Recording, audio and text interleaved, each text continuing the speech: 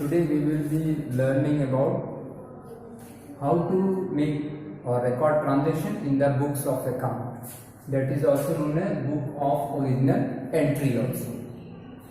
So this is part of the same chapter, that is recording of transaction 1, which is still continuing. Recording of transaction first. This is the name of the chapter and topic is books of original entry. In the previous classes we have learned the rules of debit and credit. You must have learned it also, rules of debit and credit, and how these debit and credit rules affect an account.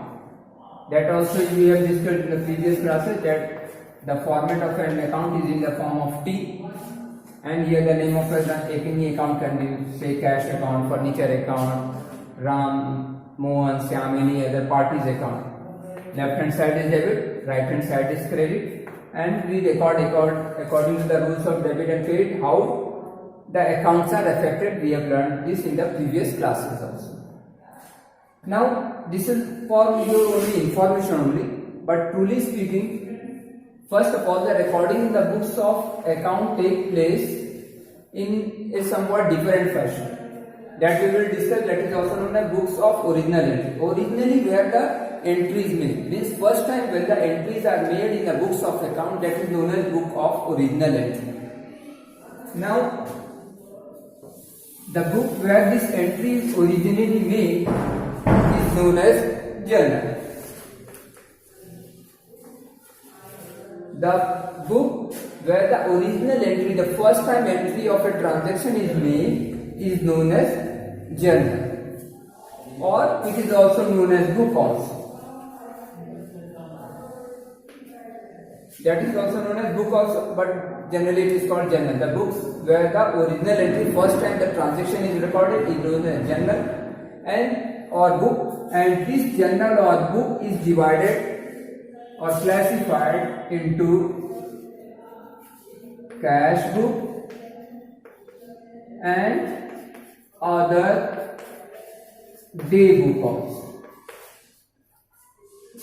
This journal or book is divided into two parts, that is known as cash book and other day book.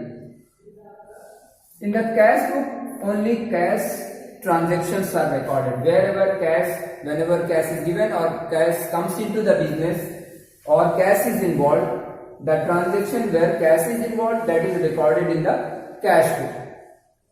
Other day books, besides cash transactions, there are many other transactions also.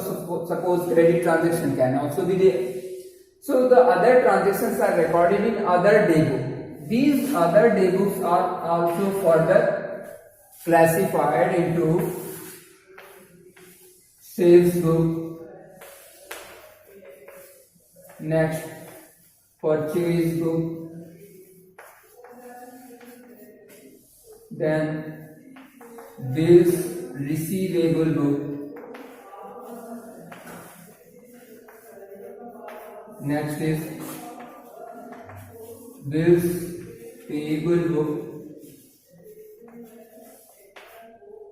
sales book, purchase book, bills payable book, bills receivable book, sales return book, purchase return book,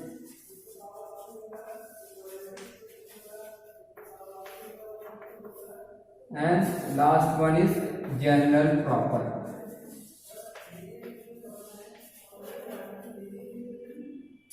In the cash book, just now I told you, in the cash book only cash transaction or wherever cash comes into the business or cash is involved in the transaction, it is recorded in the cash book.